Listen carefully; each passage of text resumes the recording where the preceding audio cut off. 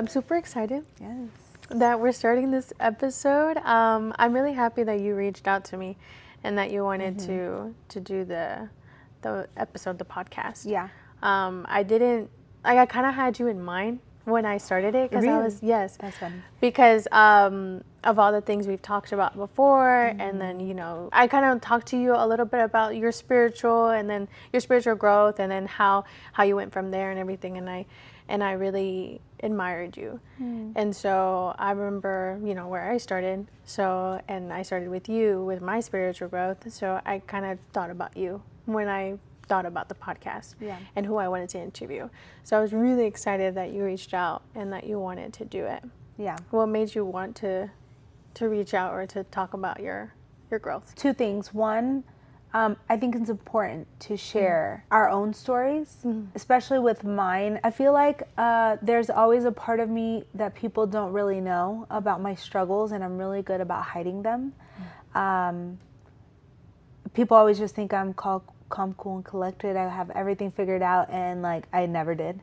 So now that I'm out of a lot of these situations, or just like places mentally or physically, emotionally, I want to be able to talk about it, because I think there's a lot of people that need that can grow or learn from my own story. And two, because I remember you talking about starting a podcast forever, and you doing like vlogs, and I was part of some of those vlogs, and I've watched you grow, and so I was like, I'd be honored to be a part of it, because I'm witnessing you being in things that you've prayed for long ago are like now coming true for you. Right. And it's beautiful to see God move in your life.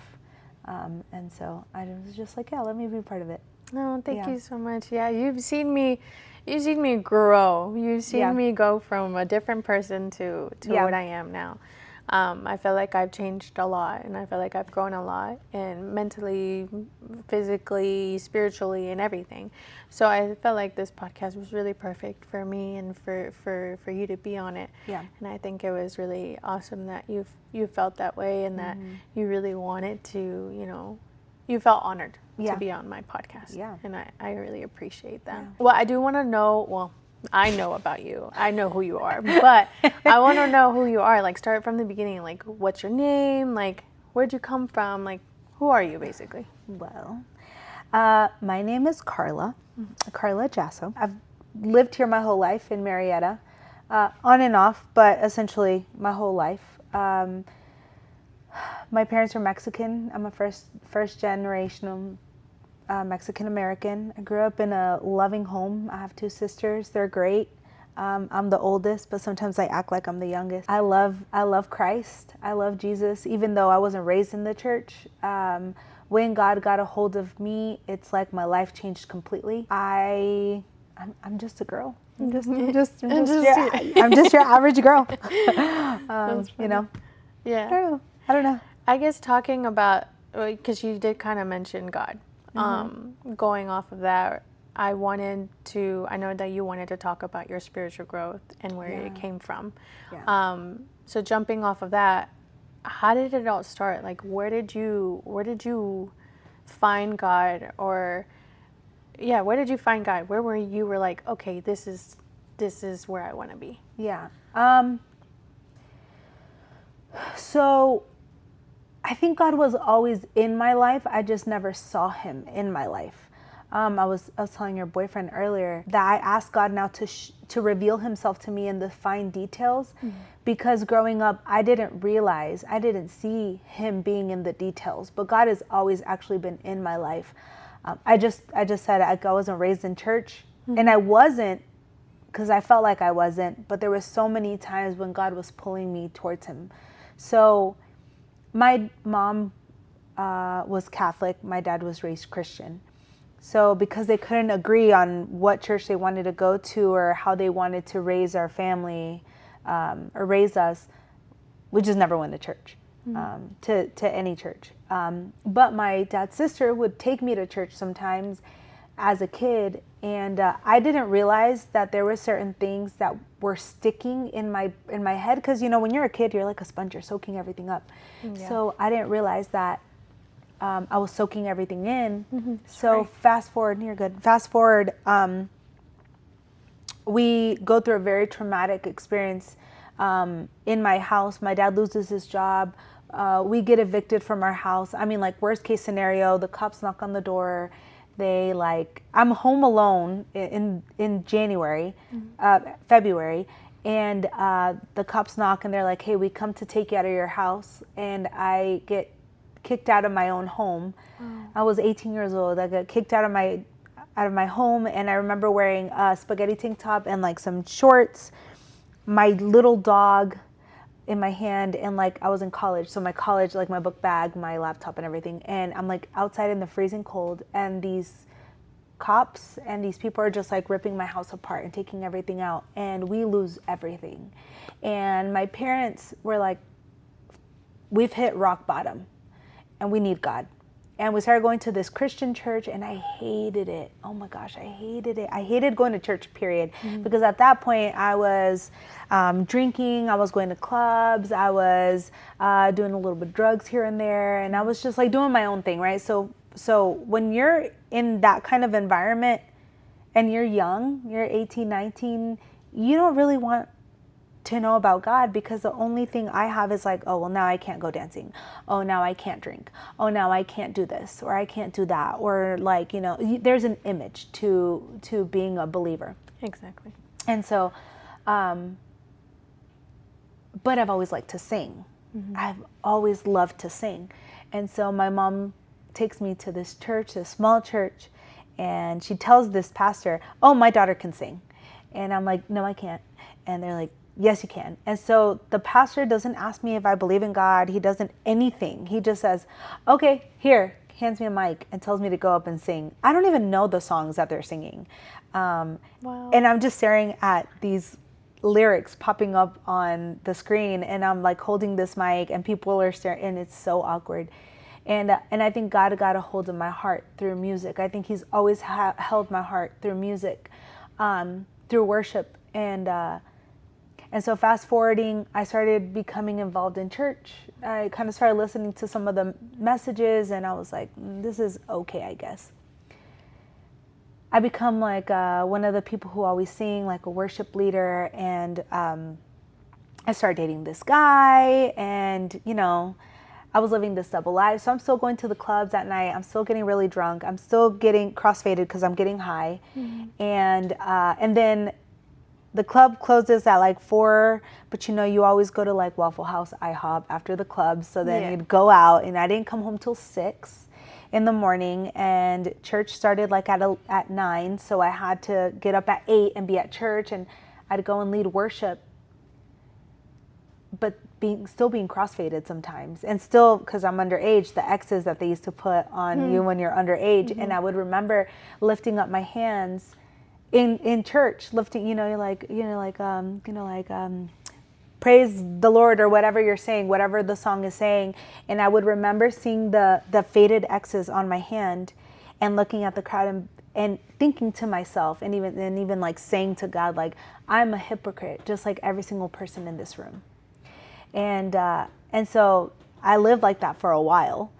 And then one day I go to this conference. I went to Passion Conference, which you ended up going to one of the Passion Conferences with me. And it was 2013, Passion Conference 2013. And there was this whole movement of like slavery, and it was called the End It movement. And we would write X's on our hands.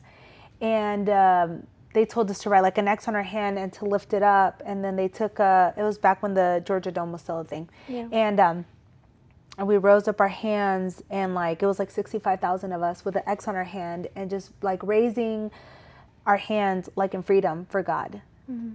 And that was such a surreal moment for me, of like, you lived in bondage. That X was your bondage.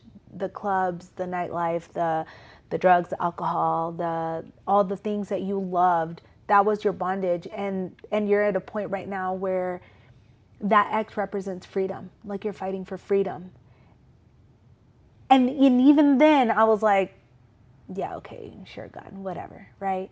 Fast forward to that night, in the middle of worship, I was like doing my thing, I was like worshiping, and then there was a point where I'm like singing and I open my eyes and it's just like God takes me to a whole nother place and he speaks to me so clearly and he's like, there is so much that I want to do with you. There is so much that I have planned for you, but I cannot do it with the lifestyle that you're living. So you need to choose to live for me so that I can give you and you can see the abundance that I have for you. But I cannot do it with the lifestyle that you live. You need to really choose me, not live this fake life that you're living. Wow.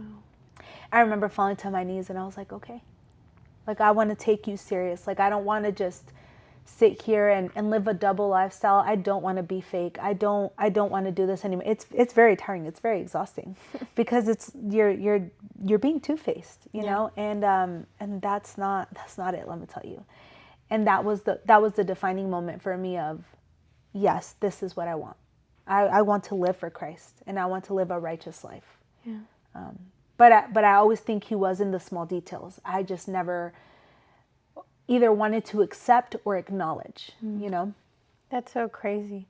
I don't think I knew all of that. I don't think I knew the whole story of like your beginning. Yeah. I kind of knew about how your family was evicted from your home. Yeah. But I didn't know like the whole gist and the journey of where you got to where you got to with God. So it's very inspirational of like your world just literally flipped upside down and you became like a whole new person. Yeah. It's crazy. And it's so funny because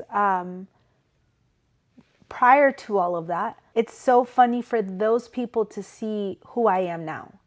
And who I am now, when I tell them, no, it's because I was like this or like that, or they see people, like they'll see like me talking to certain people from back then, they're like, I cannot picture you like that. I cannot picture you like talking a certain way or hanging out with certain people or doing certain things. But God really does clean you and renew you and transform you, you know, without you even thinking about it. It's just something that you choose. So you have ever had moments where you wanted to fall back to who you used to be before God? Or like you found those moments where you felt tested? Absolutely. Yeah. All the time. Yeah. Because I think at my core, I love el ambiente. I do. I love it. I love dancing. I love like when everyone's having a good time. And I think that's why I loved, and that's what I grew up with, right? Like the whole family gets together. We're all dancing. The uncles are drinking over there. The tias are chismeando and the cousins are playing. And then, you know, it's like that's the kind of atmosphere that I grew up in. And so, you know, then I was like going to the clubs and doing all these things. And so now I find it hard, not so much now because I've got a better hold on it, but there was a point where I had to shut everyone and everything out. I had to prune. I was telling Edwin earlier, talking about pruning. I had to prune everything because it's biblical. If you don't prune, you don't grow. Yeah. And pruning is hard because there was a point where I felt like I lost absolutely everyone I hung out with. Everyone that I could confide in, everyone that I felt like no one understood what I was going through or, you know, wanting to live a better lifestyle, wanting to not do certain things, you know, instead of my friends supporting me, they were like, no, we're not about that. Like, you're different. You've changed. So not only did I not have friends, my family was the first to become Christians. So it was kind of like, y'all are the weird ones. Yeah. So it was a lot of like a backlash sometimes. But then I learned this Bible verse. It's like submit yourself to Christ, resist the temptations of the enemy, and then he has no other option but to flee. And when I learned that, that's something that I repeated all the time because when temptations come, like, you know, it's like you have like the angel and you have the devil, right?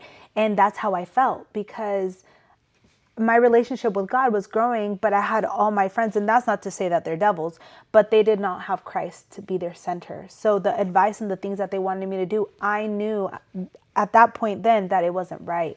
And so then I had to prune myself from a lot of things and a lot of people. And I had to remind myself, if I resist the temptations of the enemy, if I make God the center of the things that I want to do, even though at my core I want to continue to do these things, but if I fight off the temptation, eventually it's going to have to flee. It's going to have to change. It's going to have to go. It's going to have to be removed from my life. And so those first couple of years were really hard, really hard.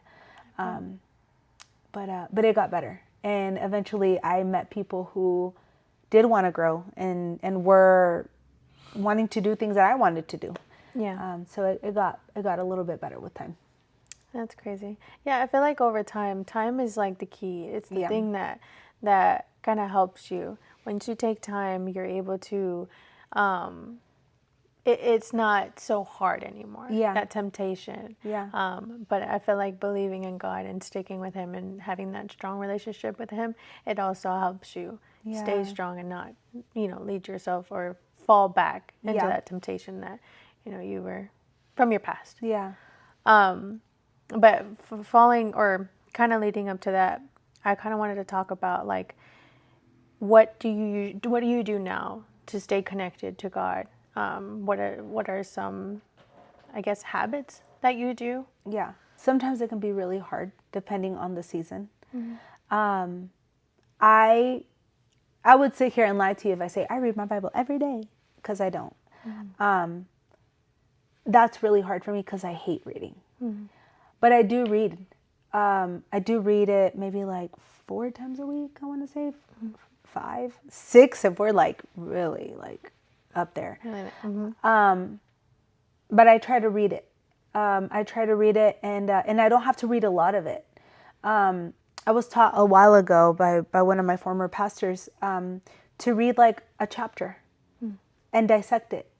What truth do I need to receive? What truth do I need to believe in my life right now? What sin is it calling out? Because even if we're living like a really good life, right? We're not doing like super bad. We still fall short.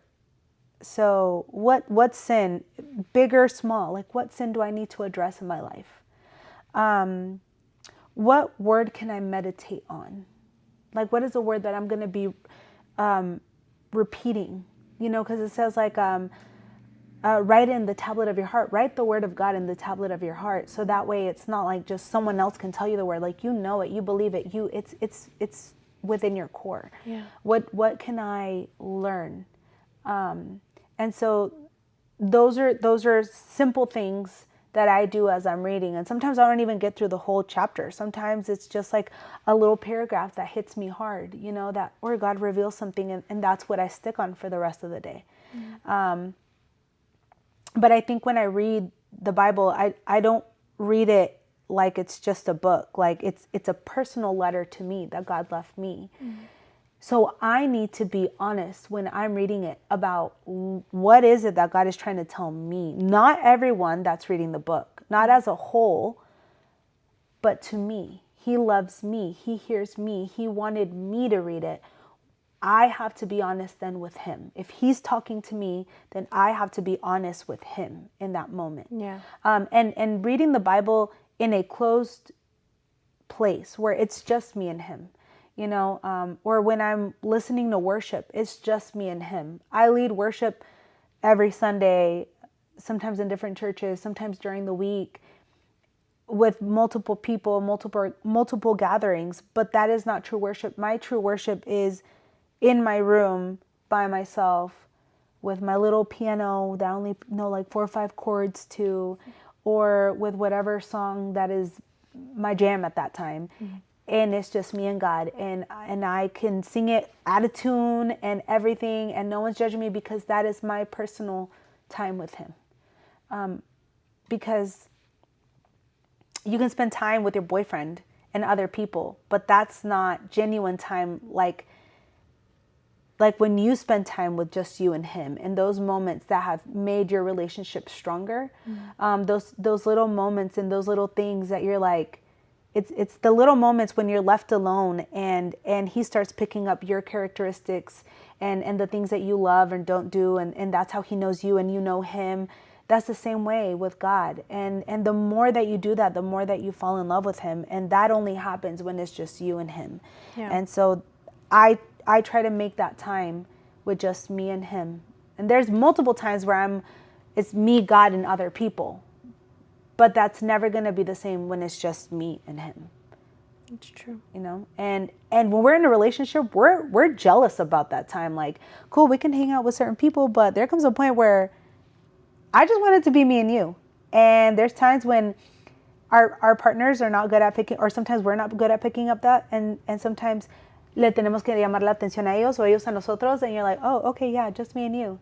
You know, like we're jealous because we love that person so much. We want that one-on-one. Yeah.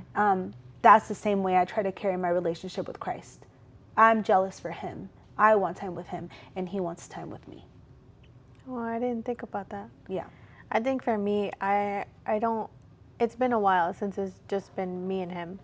I sometimes take moments to myself in my car where I'm praying, or like I'm talking to myself and I'm talking to him, but I'm talking to myself. Yeah. But I have a hard time doing that. And the way you put it, it's very interesting because I never thought about it like that. Yeah. I never thought about it like that. Yeah. And it's like a relationship, really, that you have with him. That you gotta be jealous, you know, with his time, and because he wants your time as well. I mean, I know like that's how it is in relationships. You know, we want to spend time with each other, and that's the same thing with God. Were you part of that one Bible study when I was like, go on a date with Jesus? And do you remember that? Yes. Yeah. I remember. I think I was one of them that posted a picture on the group chat. And I remember saying that in the Bible study. I was like, go on a date with Jesus, and everyone thought it was really funny. Yeah. But then I was like, okay, but prove it. Like, send a picture. Yeah. And it's just exactly that. Like, the way that a guy courts you, you know, you want him to like, so what are you doing this weekend? Are you free? You know, what are you, you know, like, what are your plans on Saturday? You wanna go grab dinner? Or, you know, those, when you first start dating and you do like those really late night talks. That like now you're like, nah, bro, like we're going to sleep, like, you know, but that, you know, but that courting, that courting stage, like that, I mean, you're like, you know, you want to be pursued, and so do they. Like, it's that too, and I remember telling that to the Bible study group one time, and everyone thought it was so funny, but that's true. Like, you know, and the more that you do it, the easier the relation it becomes, you know. And even like when you first start dating somebody, it's like sometimes it's awkward if it's quiet because you don't know how to be comfortable in the quiet. Yeah. So you're just like awkwardly there, and you're like, what else do I talk about? What else do I talk about? When you start talking to God and you're not used to that, sometimes you're like, and what else can I pray for? And eventually it's just like, it's just God. Like, let me just be myself. Exactly. You know, and it becomes easier with time because of that relationship and the bond that you create. That is true. I didn't think about that part either. You're really speaking into my brain right now. I guess we never really had conversations like this, like deep conversations where we just talked. I think we've always been like, it's always been moments, but never like sat down and really just talked about it. So I really appreciate, you know, you talking about it. Yeah. But I know there was another, like a few other topics that you wanted to talk about. And I'm really excited because I've wanted to talk to you about this for a while because I've seen like your Instagram and how much, you know, you've grown. Yeah. And one thing that you did want to talk about or kind of touch bases on is your self-love and the growth on that. Yeah. Did God have to do with that, or did other situations have to do with that? Where did your self-love come from in your growth in that? I think my whole life I've been a very confident person, but I dated a guy, and guys will do this to you, and girls will do this to guys. We mess up our self-esteem so bad when we date the wrong person. Yes. Let me tell you. In the transition of leaving my old lifestyle and becoming a Christian, I started dating a guy. So, and he was a Christian, and everything was good for a little bit, but it went downhill so fast. And let me tell you, I felt like everything that I knew about myself was stripped away. I don't think he intended for me to get as bad as I did. I think it's just we're young and dumb and toxic relationships, and for whatever reason we think holding on is the best. It's not. If anyone is watching this and you're in a toxic relationship and you're looking for a sign, this is it. Just saying. This is it. Get out of that relationship. But when I left that relationship, not only did I not have my friends that I used to have to go back to, he would just say things like, no one's ever going to love you. Wow. You will never find anyone as good as me. Like, I'm the best you will ever do.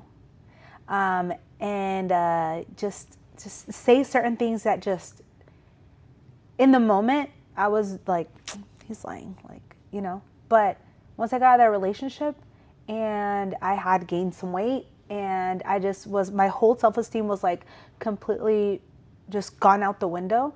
I didn't know what to do. So I was always a very confident person. He stripped me away from that, but I didn't let anyone know. I would walk into a room and I would like pray in my car. I'd be like, God, give me the strength to get through this outing with my friends or with my family, or to walk up in a room to feel confident.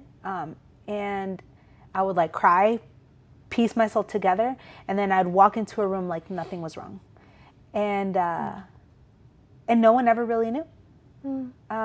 For about maybe a handful of people, or the only ones that knew, like my self-esteem was lower than the ground. So I did not ever think I was gonna get married or find a person who would treat me right, or even have a person look my way. I didn't think I was worthy of absolutely anything. And it stemmed from a really bad relationship, and being stripped away and not knowing even who my identity was. And I remember the moment that I was like, no, this is really bad, is when my dad, I'm always laughing, I'm always joking. And then one day my dad was like, are you okay? And I was like, yeah, I'm fine. And he's like, I was like, why? And he's like, you don't smile anymore. Wow. And my dad isn't one to like really call things out. And I was like, wow, my dad noticed that I'm not okay. And I think through time and learning not what even I think about myself, but what God calls me to be, and healing certain parts of me, led me to where I am now. But I think only because I knew the love that God had for me was I able to continuously walk so confidently. But no one ever knew, because everyone just saw this well put together leader, this well put together girl who, you know, walks into a room and everyone's like, oh, Karla's here. And internally I just had to give myself like a 30-minute pep talk on my drive to wherever I was going. But I was like, if I act confident enough, no one will ever notice, and if I can just get through today, then I'll be fine. So why is it that you didn't want anyone to notice that you were not confident? Like, why did you want to hide that so much? I think because people always just, and I am, but I think people always just saw me as this really strong person, this leader. Anywhere I go, I'm a leader. Anywhere I even with my family, right? Being a first generation, I'm the oldest. So all my tios and tias and my parents, it was like, I had to be the person that translates everything, the person that finds all the things, the person that when you're the oldest in the first generation household, everyone goes to you. And so I was always like this, I got it, I can do it. My nickname in my family is a family manager. That should tell you everything. And so I always had everything put together, so I had to keep it together. And because to me, It was embarrassing to say, oh, I'm a Christian. I thought I was going to marry this guy. And turns out I'm not, because he's crazy and he brings out the crazy in me. And it's so toxic. And if people were to find out how toxic it was, it's like my image would be ruined. So it was also like an embarrassment. And on top of that, adding him to be like, when people find out, like, I'll make sure that you're destroyed, that your testimony is destroyed, that people don't look at you the same way, that you never get to be a leader anywhere. And it was the manipulation and the verbal abuse that was going on. And if you ever see this, you know who you are. And I don't even think you meant it to be this way, but this is the way that how I received it and how it affected me, right? Yeah. I think all those things, I was like, I have to keep it together and I have to be strong. And I didn't tell anybody. And there's so many people that are like that. Not that image is everything, but we care. And we don't want people to talk about us. And we don't want to make el ridículo, you know, like, and so a lot of these things were like, I'm gonna just keep it inside. I'm gonna just hold it together until I'm good. Yeah. And I can talk about it without it affecting me. Because if I would talk about it in the moment, I would like sit here and sob just because I thought this, and then I would tell myself, it's okay because I'm going to end up marrying this guy and it's going to fix itself. For whatever reason, I thought marriage was going to fix whatever issues we had. And we talked about it years later after we had both matured, and he was like, thank you so much for breaking up with me, because he's like, we would have been divorced or very miserable in a marriage. And it's absolutely true. But in the moment, a lot of those things hurt. So, yeah. So when was it like the start of your journey of when you started feeling confident and like feeling that self-love? I told God,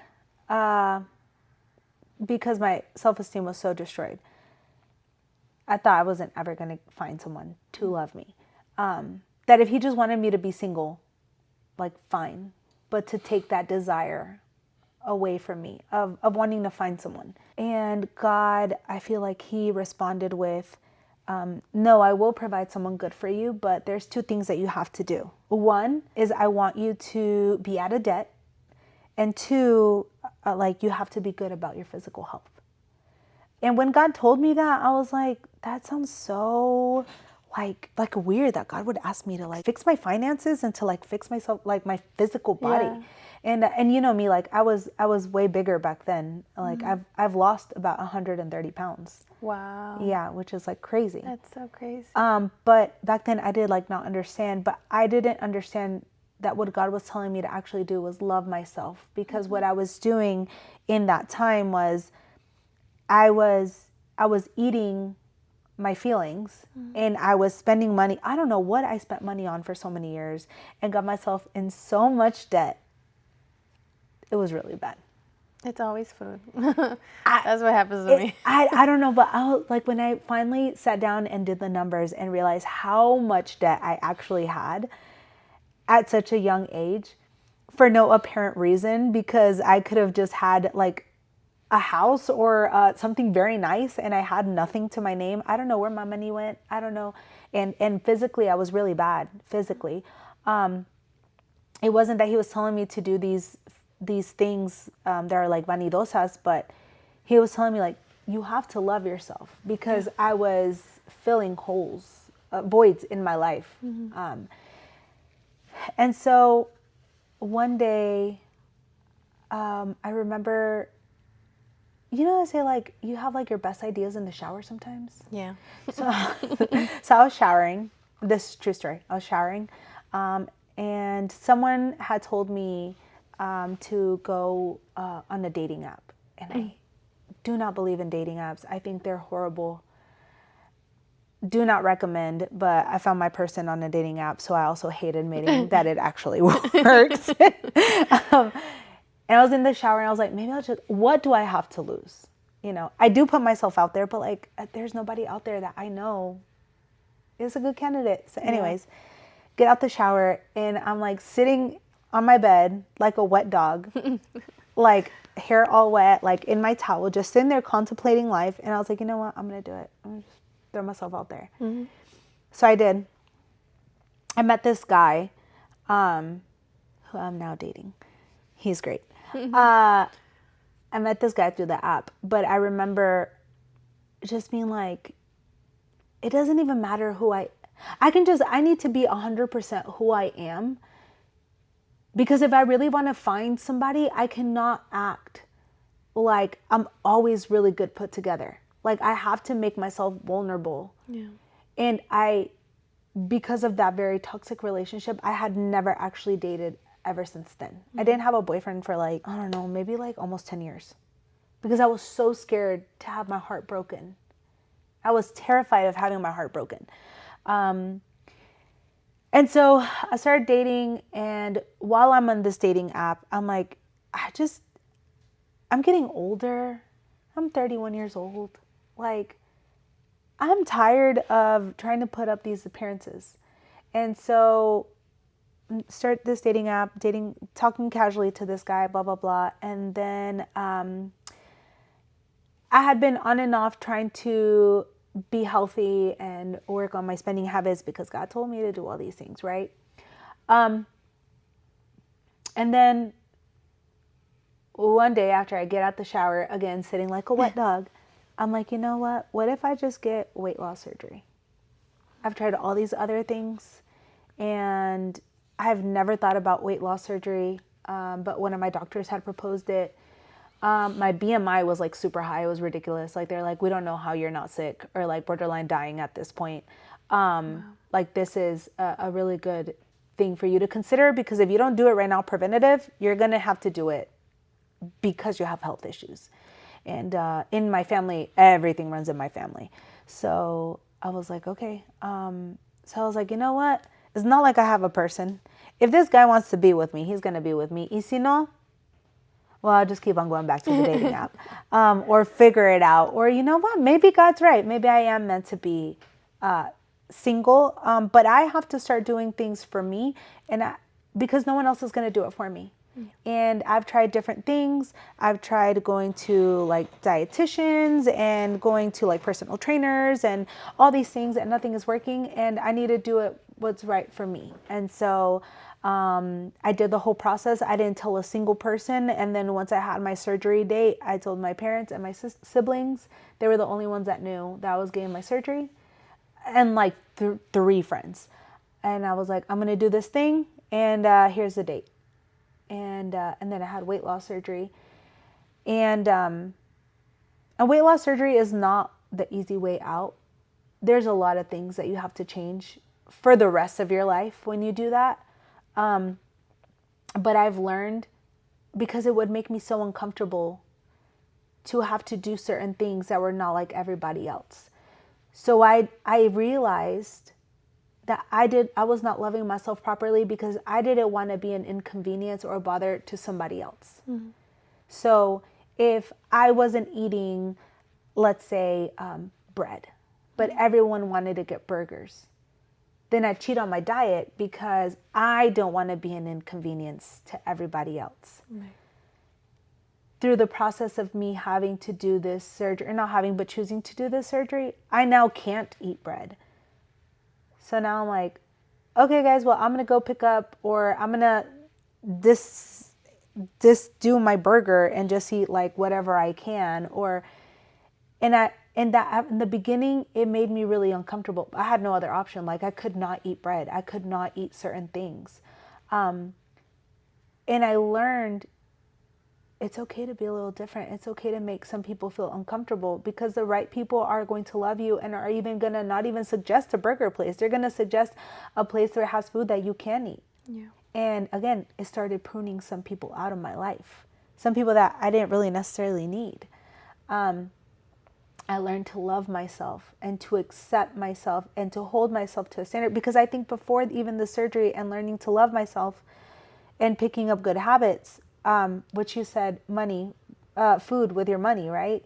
Yeah, a lot of my money went towards food. Now I can't really eat a lot of food, so a lot of my money doesn't go towards food. Yeah. So I saved a lot of money. I paid off all my debt, and I have lost a lot of weight.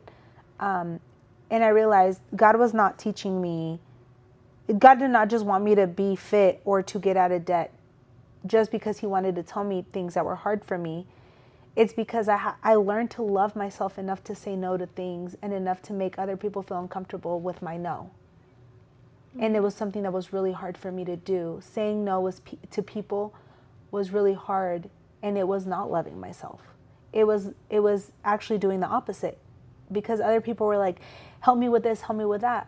Yeah, sure. And I was loving on them, and I was neglecting myself. Right. We should love ourselves so much that the overflow of us is what's pouring into other people. Yeah. And I was tipping myself over, using every drop to help others around me while I was killing myself internally, and I didn't even realize it. And that is not self-love. Self-love is you taking care of yourself, and you take care of others by your overflow. You know that saying, like, a glass is half empty or half full, depending on how you look at it, you know. Yeah. Cool, but like, you helping others should be the overflow of you already taking care of yourself. Yeah. Don't kill yourself to try to help others, because you're killing yourself. That's not really helping those that you love. You know, I love my sisters. Mm-hmm.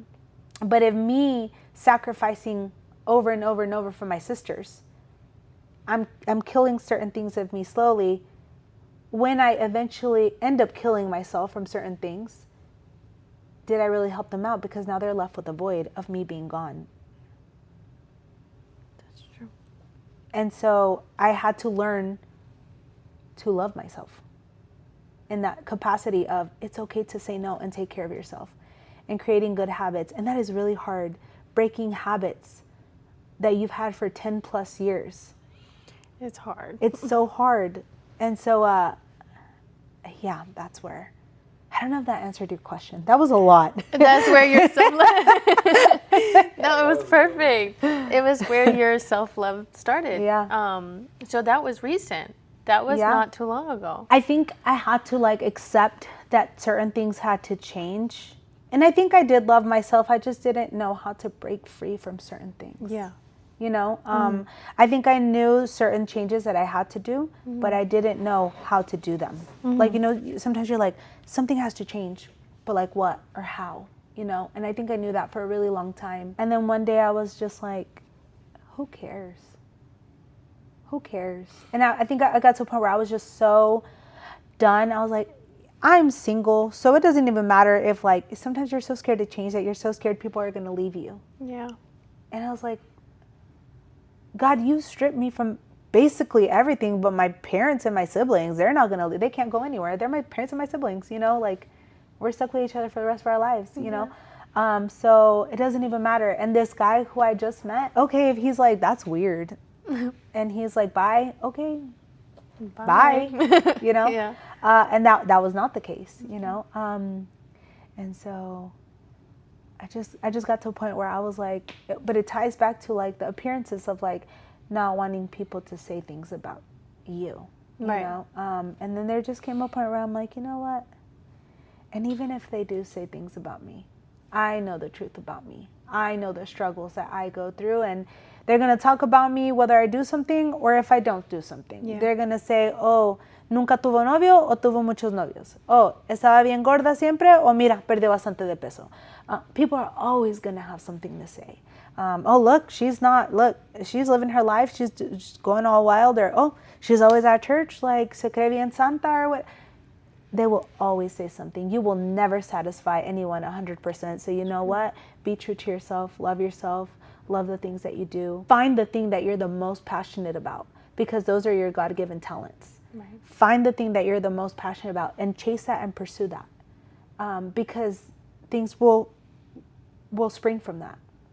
And God will grab a hold of your heart, and he will use those things that you're really good at, those God-given talents that he's given you. He's going to use that to open doors of opportunities for other things and for other people to fall in love with him. And so, yeah, that is it in a nutshell. That was perfect. Oh my God, like my brain. I'm learning a lot. I don't think I've ever had conversations like this to where about self-love. Yeah. Because for me personally, I did struggle a lot with my self-love. I can't say that I am 100% there. Yeah. But a lot of the things that you talked about kind of really helped me realize that I shouldn't care about what other people think, you know, because I have that problem. Yeah. I care about what others think, and I care about what they're going to say and all this stuff, which is not important. Yeah. What's important is what's inside of me and who I am. And if I know who I am, and God knows who I am, so at the end of the day, like, you know, it is what it is. If they don't like me, they don't like me. I had to deal with that being in my relationship. A lot of people stopped liking me. I never experienced that. I've always had people say, oh, you're a really kind person, you're shy, you're quiet, but you're so sweet, like stuff like that. But me being quiet was a problem at times. So I had times where I didn't have that self-love for myself. Like I felt like, oh, I have to be good enough for them. So I got to a point where I'm like, okay, well, I think I know who I am. My boyfriend knows who I am. God knows who I am. So at the end of the day, if they don't like me, it is what it is. You know? So I really appreciate, you know, you saying that, because it kind of put two and two together in my head. But talking about, you know, your transformation of your weight loss, how is it going? Like, I saw the pictures and the difference, and I was just like, wow, like, that was such a big transformation. And I bet it's very, like, intense for you, like that big change at least. It's so crazy because body dysmorphia is like a real thing. Like, I look at myself in the mirror and I'm like, did I really change? And then I look at pictures and I'm like, I don't even recognize myself. It's so crazy to see the difference, like, especially like someone like you who I haven't seen in a long time, like you can notice the difference versus like someone who who sees me every day. And so when I look back at those pictures, I'm like, I didn't, and even like my sisters sometimes we'll look at pictures or like my friends and they'll be like, I did not see you, like you, to me, you didn't look like how you looked then. Like it's so weird to see you like that now, because now I've lost like 130 pounds. But it's been really cool and it's been really good. And I've learned different things about me. And one of my hugest insecurities was going to a gym, because as a big girl going to the gym, you feel like everyone's looking at you and everyone's judging you, because the thought process that's in your head is like, oh, look at that big girl, she's trying to lose weight and she's gonna quit in like a week or two, which is actually very true. Most of us did quit in like a week or two. But like we have that mentality of like starting, most of us do, but like as a bigger person, that's like an even bigger insecurity. And so I've had to like join different camps, because losing like a lot of weight means like now I have different issues. Like I have a lot of loose skin that most people wouldn't know. I don't mind talking about it, because again, I love myself enough to, these are my issues and I own them proudly, because these are like kind of like my battle scars. So now I have to go to the gym and like work on like toning myself, because now I have loose skin, and now I'm like thinking like, oh, in the summer it's going to be very awkward because of my loose skin. But you know what, like it's also my battle scar. And I don't know, it's been really cool. It's been really cool. It's been really cool to be able to share clothes with my sisters and my mom. I've never been able to do that in my life. I never thought I would do that. I took my mom to the gym the other day because I go to burn boot camp. And my mom growing up, I was always like the chubbier one. My mom would be like, no, ponte hacerlo. And mom, I'm like, I'm out of breath. And she'd be like, no, come on, more. And the other day she went to burn boot camp and she's like, me estoy mareando. And I was like, no que no, come on, let's go, let's go. And it was just such a surreal, there were like really cool moments that I never thought I would ever have. As someone who I never even thought, again, one day I was just sitting there out the shower, just sitting there like a wet dog contemplating life. And I'm like, I'm going to do it. Screw it. I'm going to do it. And it was just that one moment where that light switch flipped for me. And it changed the trajectory of a lot of things in my life, because more than losing weight, in this year and 2 months that I've had the surgery, it's been only a year and 2 months, I've learned so much about myself and the things that I actually do like or don't like, and how to love myself better. That if there's anybody out there who's contemplating whether or not to get it, There's a lot of things that go on in your mind because your stomach is not hungry, but your mind, it wants that food. So it is very mental. But if you're like ever contemplating, I would say like look at your options and definitely consider it, because for me, it was good for me. But you have to put in a lot of work. You do have to put in a lot of work because, yeah, maybe you're losing the weight because you can't eat a lot, but mentally there's a lot of work that you have to do mentally, because you can't drink soda, you can't eat sugars, you can't like, it's been a year and 2 months, 3 months. I'm barely starting to be able to eat chicken meat. I can't do eggs. I can barely do bread sometimes, depending on the bread. I can't do any sweets. I feel sick. But my brain wants it because, like you're on Instagram or TikTok and you're watching those reels of like that really good food and you're like, oh, I'm going to go to a pasta place, or I'm going to go get this dessert, or, yeah, I can't do that. But I will say I am a very cheap date now to my boyfriend because I can eat off the kids' menu. so well, that's good for him. It is good for him. Wow. So you did mention that you're not able to eat a few things. Why is it that? Like, do they have restrictions for you? Like, do you get sick or? So basically what happened is they took my stomach. There's like different surgeries. They take your stomach and they basically cut out your stomach. And so depending on the size that they leave it, depends on how much food you can put in. And so there's like the sleeve, which is a more like common one, which is the size of a banana. So whatever, like a banana is like, Wow. And that's all you can put in your stomach. Yeah. Mine is like the size of like a 1-year-old. So me and my niece, who was 1 when I got it done, we have literally been able to eat the exact same foods, the exact same amount. And sometimes she eats faster than I do. So my stomach is like a baby stomach. And your stomach is a muscle, so eventually it can grow again.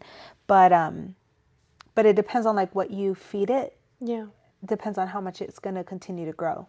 So, a baby eats like, first it's like milk, right? It's only liquid. So I started off when I woke up from surgery on the 2-week liquid diet afterwards, because that's all my stomach could handle. And even then, it was really hard to drink water sometimes.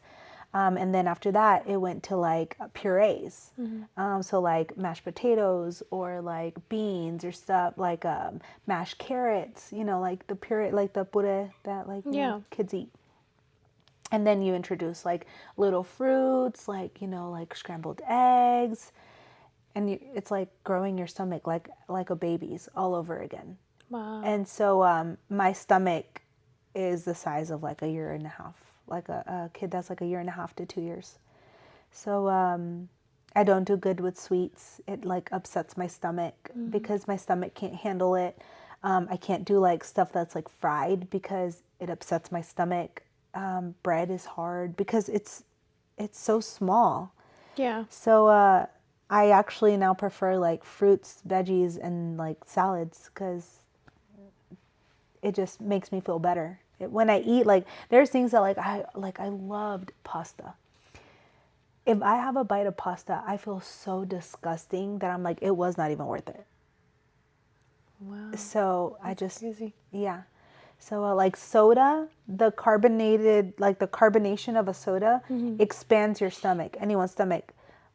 My stomach is so small that it would literally hurt so bad. Or like there's some people who have like, it's called dumping syndrome. So if you eat things that you're not supposed to and your body rejects them, it either like, it comes out of one to two ends. So you either throw it up or you use a restroom. And it's not fun.